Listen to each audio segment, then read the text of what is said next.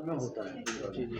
अ, बाजरा जैसे है और ज्वार को भी उसमें इंक्लूड कर लेते हैं और रागी है, तो इसकी कई जो है किस्में हैं और वो कर्नाटका से लेके और अपने राजस्थान, हरियाणा सब प्रांतों में उगाई जाती हैं।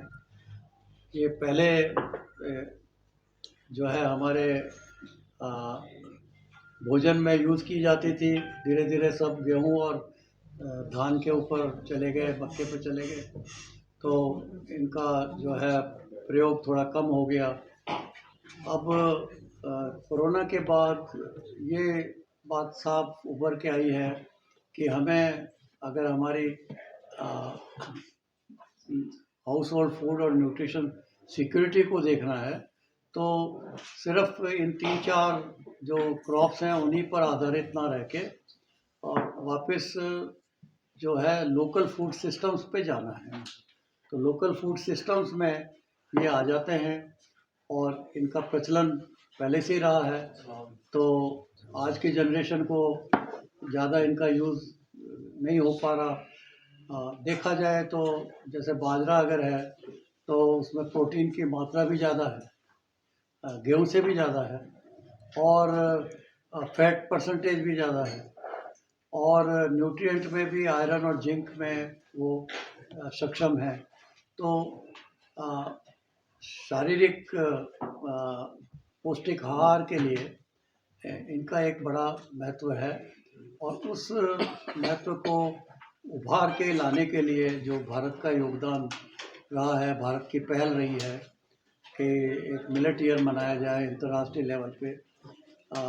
जैसे अगर आपको याद हो तो पहले एक बार ईयर ऑफ किनोवा हुआ था। हाँ, हाँ। तो किनोवा सारे विश्व में लोग कहने लगे क्या चीज़ है, इसको खाना चाहिए, इसको यूज़ करना चाहिए, उसका प्रोडक्शन होने लगा, मैन्युफैक्चरिंग होने लगी।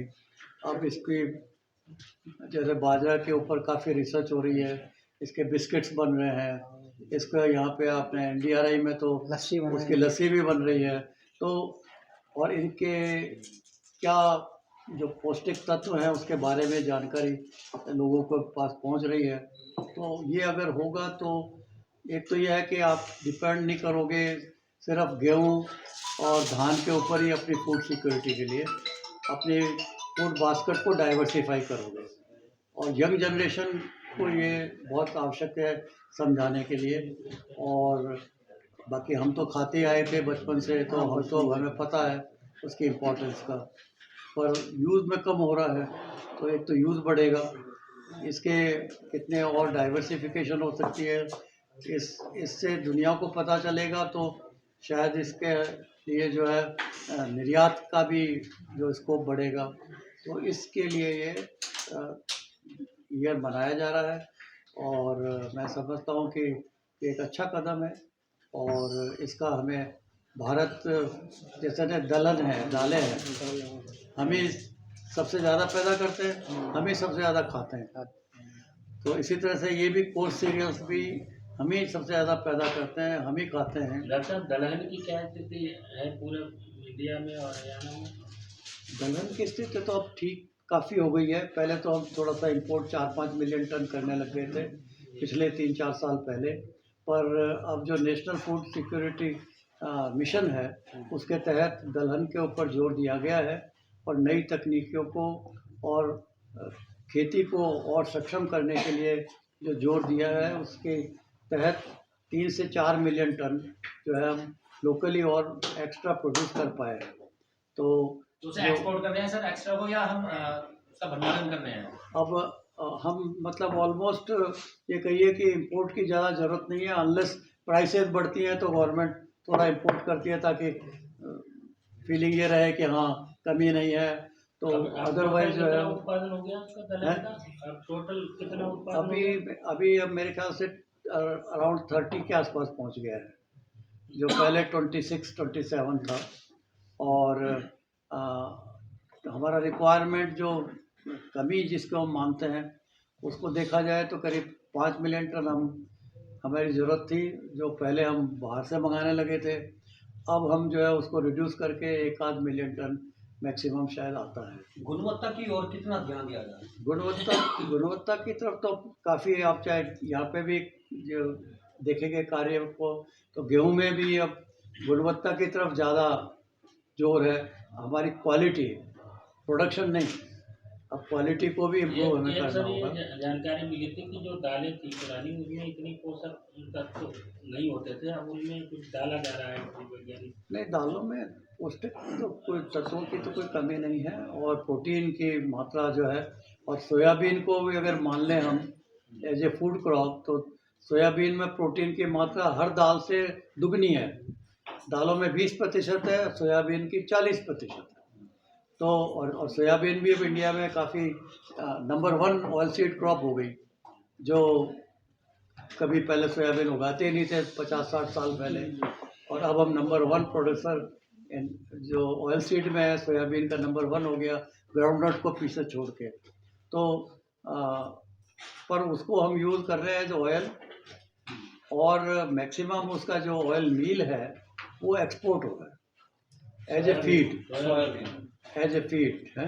तो पोल्ट्री फीड है, और करीब 5 बिलियन $US तक का एक्सपोर्ट हमारा है सोयाबीन का। सोयाबीन का ऑयल गैस के साथ सोयाबीन मील, ऑयल तो हम निकालते हैं ना, ऑयल की तो हमें ज़रूरत है, तो उसको तो एज ऑयल क्रॉप यूज़ कर रहे हैं। और बाकी जहाँ सोयाबीन ग्रो होती है वहाँ पे ये फूड क्रॉप है।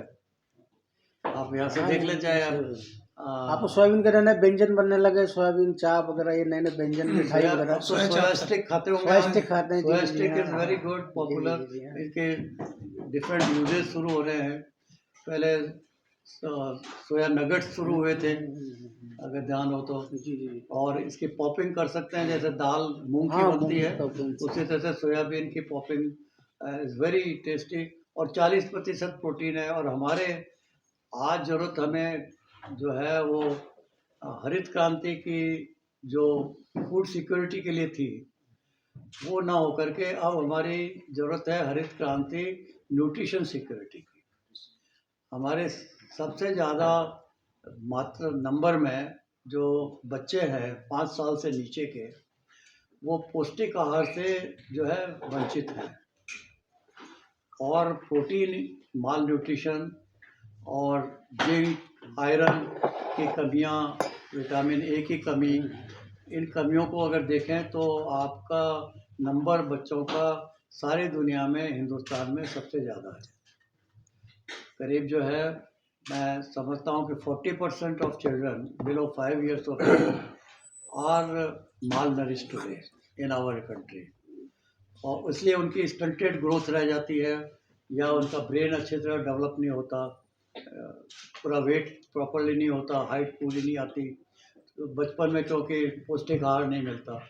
तो सिर्फ अब गेहूँ और धान देने की बात नहीं है, तो इसीलिए जैसे हम कहते हैं कि अब नेशनल फूड सिक्योरिटी एक्ट में गेहूँ और धान और मक्के को दिया जा रहा है। अब हमारा तो सुझाव ये भी है कि ये पौष्टिक आहार भी देने उसमें शुरू करें, पल्सेस को भी थोड़ा, अगर 5 किलो देते हो तो 1 किलो ये दो, 4 किलो वो दो। वैसे हर सरकार दिया था, पहले पल्सेस दिया था, तो देना शुरू पल्स दिया था, बंद कर दिया बाद में। हरियाणा सरकार के बारे में आप डॉक्टर साहब, ये बात हमें समझने में 70 साल क्यों लग गए कि मिलेट्स जरूरी है, और हाँ, महिलाओं अभी बच्चों मिलेट्स की तो भारत पोषण का के ये लिए। वो था। तो आप क्या मानते हैं कि जो हरित क्रांति की शुरुआत हुई थी वो गलत दिशा में उन्होंने वो किया है? नहीं, ऐसा नहीं है। देखो, अगर उस टाइम में हरित क्रांति नहीं आती और गेहूँ और धान हम नहीं पैदा करते तो हम खाते क्या? और आपको नहीं, खा तो हम रहे थे सर, पहले मिलेट्स ही खा रहे आपको थे। मालूम है कि जब हम मंगवा रहे थे तो 10 मिलियन टन मंगाते थे, और उसके लिए पैसा भी नहीं था। PL 480 में हमने मंगाया था। तो आज दुनिया को आप दिखा पाए हो कि हमने कृषि में तरक्की करके अपनी इतनी जो पॉपुलेशन 4 से 4.5 गुना बढ़ी है, उसकी जगह हमने 6 गुना जो है फूड ग्रेन की प्रोडक्शन को बढ़ाया है। तो वो अगर नहीं होते तो लाल भी गेहूँ खाए, प्राइम मिनिस्टर ने ये भी कहा 1 दिन मत खाओ हफ्ते में, ऐसे भी दिन थे। तो भैया वो कहाँ से आप करते? आप हर साल तो 15 मिलियन जो है पॉपुलेशन को ऐड करते हो, एक ऑस्ट्रेलिया हर साल ऐड होता है हमारे यहाँ, तो उसको कहाँ से खिलाते? तो वो तो पैदा किया, उसके साथ साथ ये नहीं कि बाजरा भी पैदा नहीं हुआ, पर लोगों को, फार्मर है वो प्रॉफिट की तरफ जाएगा, वो जाएगा सस्टेनेबिलिटी की तरफ। उसके पास में अगर साधन है तो थोड़ा भी पानी मिला तो गेहूं और धान की तरफ जाएगा, उसकी मार्केटिंग भी अश्योर्ड है, एमएसपी भी मिला, और ये हरित क्रांति का एरिया है, तो यहाँ पे इसलिए वो आगे आए और उनकी अवेलेबिलिटी हो गई ज़्यादा, और एरिया जब बढ़ा उनका, तो एरिया बढ़ के कहाँ बढ़ता? तो ज्वार का एरिया कम हुआ, बाजरे का एरिया कम हुआ, और एरिया कहाँ से आता है? एरिया तो फिक्स्ड है हमारा। डॉक्टर साहब, एक अंतिम सवाल है कि जो ग्लूटेन मुक्त गेहूं की बात चली, मतलब हमारा देश डायबिटीज़ की एक राजधानी बनता जा रहा है, सबसे डायबिटीज़ के मरीज हैं, तो उसके निदान के लिए ग्लूटेन मुक्त गेहूं की बात चली थी, तो कितना इसमें प्रोग्रेस हुई ग्लूटेन मुक्त गेहूं में? इस पर पिछले साल भी ऐसी बात चली थी। मैं आपको बताना चाहूँगा, अगर हम कहते हैं कि ग्लूटेन मुक्त है तो वो गेहूं नहीं है, अच्छा। नंबर 1। नंबर 2 है कि हम जो बात करते हैं, हमारे पास इतनी डाइवर्सिटी गेहूं में है, जो हमारा चपाती गेहूं है, कठिया गेहूं है और जो खपली गेहूं है। अब जिन लोगों को डायबिटीज़ का इशू है उनके लिए खपली गेहूं है, क्योंकि उसमें जो शुगर है वो स्लो रिलीज है, जो बाकी है उसमें थोड़ा फास्ट रिलीज है, स्लो रिलीज है। बाकी ग्लूटेन के डिफरेंट एलील्स पे हम काम कर रहे हैं, ताकि जो एलर्जी है या जो प्रॉब्लम है उसको हम कम से कम कर पाएँ जी। तो डॉक्टर साहब, आप अंतिम सवाल था डॉक्टर साहब से कि जो मिलेट्स हैं उसकी पैदावार बढ़ाने के लिए या बुआई क्षेत्र बढ़ाने के लिए हरियाणा सरकार ने क्या योजना बनाई है, और कितना बुआई क्षेत्र बढ़ाया जाएगा इसका मिलेट्स का? इसमें जैसा कि आप देख रहे हैं कि ये वर्ष 2023 इंटरनेशनल ईयर ऑफ मिलेट्स मनाया जा रहा है, जी। और हमारी इस पर्टिकुलर बेल्ट में हरित क्रांति के, जैसे आपने बताया कि सारी गेहूं और धान की ये बेल्ट होती थी जी। और हर चीज़ के एक रेपरकशंस भी होते हैं। उसके बाद हुआ क्या कि हमारी जलवायु भी उससे बहुत प्रभावित हुई। जो वायु के साथ साथ जो जल की स्थिति है और पृथ्वी की जो अपनी उर्वरता स्थिति है, वो सारी की सारी बहुत ज़्यादा प्रभावित हुई है। तो पानी की स्थिति आप अपने करनाल में ही देख लें, अपने साथ के जिलों में पानीपत, यमुनानगर, कुरुक्षेत्र, इस कैथल बेल्ट में यदि आप देखें तो पानी अब 100 फीट से भी ज़्यादा गहरा चला गया है और पानी की अवेलेबिलिटी भी उतनी नहीं रही है।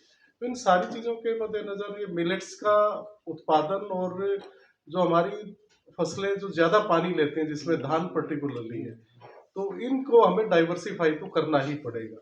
और जैसा कि सर ने बताया कि ये जो मिलेट्स हैं ये प्रोटीन में और दूसरे मिनरल्स में बहुत रिच हैं, प्लस इनको अप्रिशिएट हमें करना ही पड़ेगा। इनकी लिवेबिलिटी भी बहुत है, इनको ये 20-20 साल तक भी खराब नहीं होते यदि इसको ठीक से इनकी मिलेट्स की फसल को रखा जाए तो। और ये मोटापे में भी ये बहुत ज़्यादा लाभदायक है। तो इनके बहुत से गुण हैं, और ऐसा नहीं कि ये मिलेट्स था नहीं पहले। हम सब जो अपनी जिनकी ग्रामीण पृष्ठभूमि है वो तो सब इस बात से बहुत अच्छी तरह से परिचित है कि सर्दियों में तो उनके घर में बाजरे से रोटी या बाजरे की खिचड़ी या बाजरे का कुछ ना कुछ तो बनता था। मगर आज वो चीज़ें निकल के फिर शहरों में आ गई हैं और उसके लिए एक प्लेटफॉर्म भी दिया गया है। और आप देख रहे हैं कि जो हैफेड है हमारा, हैफेड में बाजरे के बिस्किट हैं, बाजरे के नूडल्स और कई तरह के व्यंजन वहाँ भी बनते हैं। तो अब उसी चीज़ को माननीय प्रधानमंत्री जी ने और माननीय मुख्यमंत्री हरियाणा ने, इन्होंने एक बीड़ा उठाया है और हमने निसंदेह इन सारी चीज़ों से जो समस्याएं हमारी पैदा भी हो गई हैं, उनके निदान के लिए भी डाइवर्सिफाई को मजबूती से लागू करना है। और इसमें जैसे अब की बार बाजरा है तो वो स्कीम हमने ऑलरेडी सरकार को भेजी हुई है, और क्योंकि बजट हमारा 20 तारीख से विधानसभा का अधिवेशन भी शुरू हो रहा है, तो घोषणाएं औपचारिक तौर पर तो तभी होंगी, बट उसके लिए हमने अच्छी स्कीम बनाई है और हम किसान को हर तरह से डाइवर्सिफिकेशन के लिए मदद करेंगे। ये स्कीम क्या है उसमें? नहीं, उसमें हम हर तरह से मदद करते हैं, बीज से लेकर और उसकी मार्केटिंग तक की पूरी मदद करते हैं।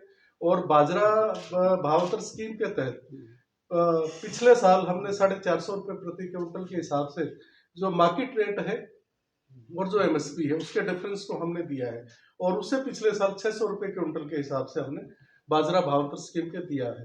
तो अब की बार हम बीज को भी और ज़्यादा सब्सिडाइज, और यदि हमने मतलब अच्छे मुफ्त भी देना पड़ता है, तो हम उसमें भी किसी तरह से सरकार और कृषि विभाग पीछे नहीं हटेगा।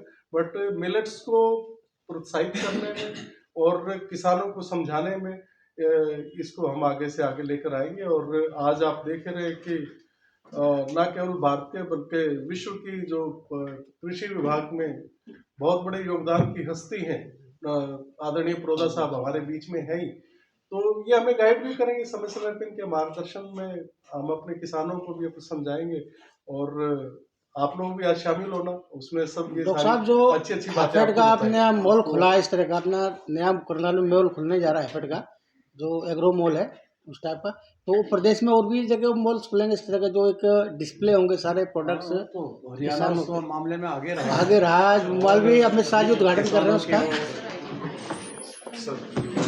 खाते भी हम सबसे ज़्यादा है, जैसे दलहन की बात है, सबसे ज़्यादा पैदा करते हैं, सबसे ज़्यादा हम ही खाने वाले हैं।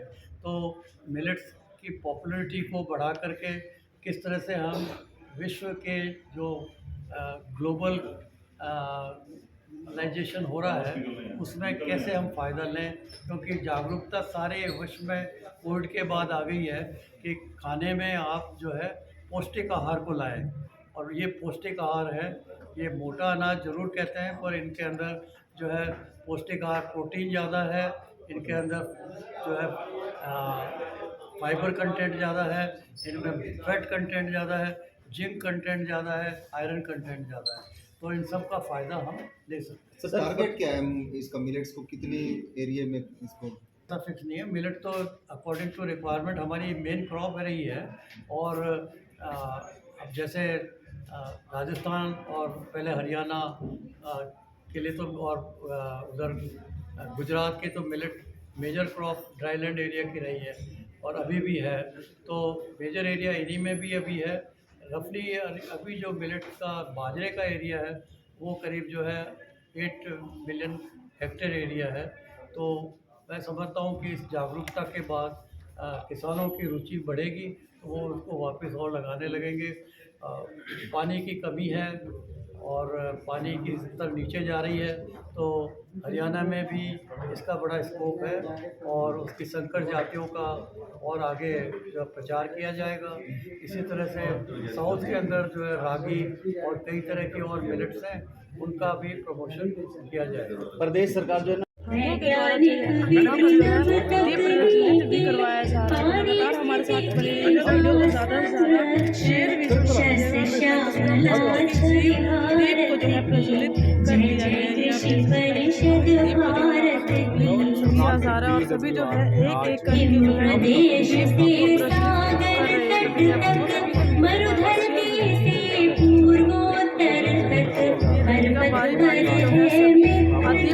को करते हुए आपको शिक्षा शोध प्रसार सकल तक आशा स्वावलंबित भारत की जय जय कृषि परिषद भारत की जय जय कृषि परिषद। मंच पर आसीन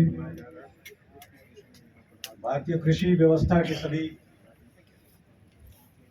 पितामह स्वरूप में हमारे संस्थान के निदेशक डॉक्टर ज्ञानेंद्र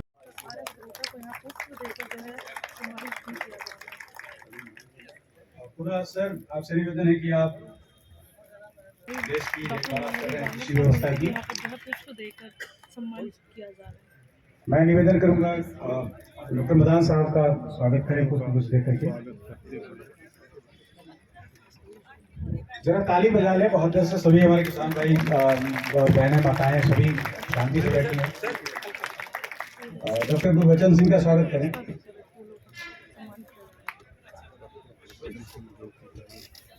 डॉक्टर गुरबचन सिंह का स्वागत करेंगे। निदेशक राष्ट्रीय डेयरी अनुसंधान संस्थान डॉक्टर धीर सिंह का हम स्वागत करेंगे। सर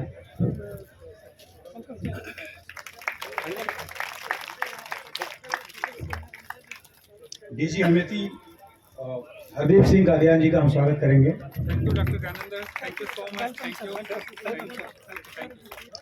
और मैं निवेदन करूंगा डॉक्टर रणधीर सिंह से कि हमारे निदेशक महोदय का भी इस कार्यक्रम में स्वागत करें। हमारे CPW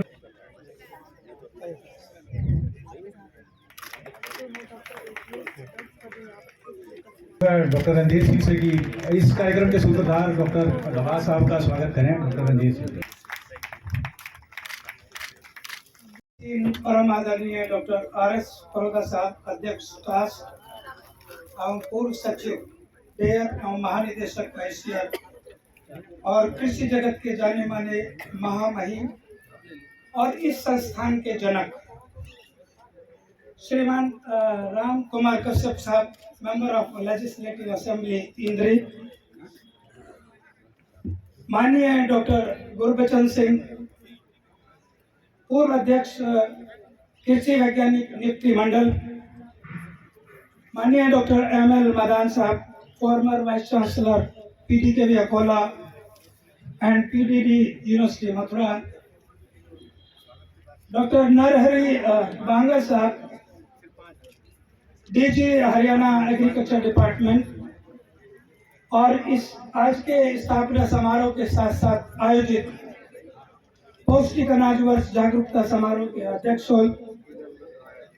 मेरे सहयोगी आदित्य दवाज साहब, उप निदेशक कृषि करनाल, डॉक्टर धीर सिंह, निदेशक वाइस चांसलर राष्ट्रीय डेयरी अनुसंधान संस्थान Karnal, directors and the representatives of ICR institutes at Karnal, heads of regional stations, staff of IWBR and whole agri family, officers from Haryana Agriculture Department, सर्व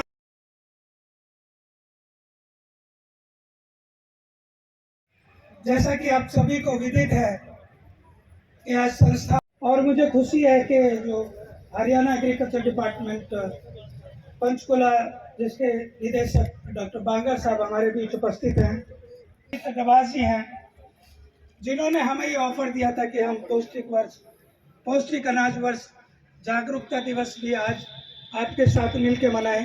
दिल से आभार और अभिनंदन। आप सभी को यह बताते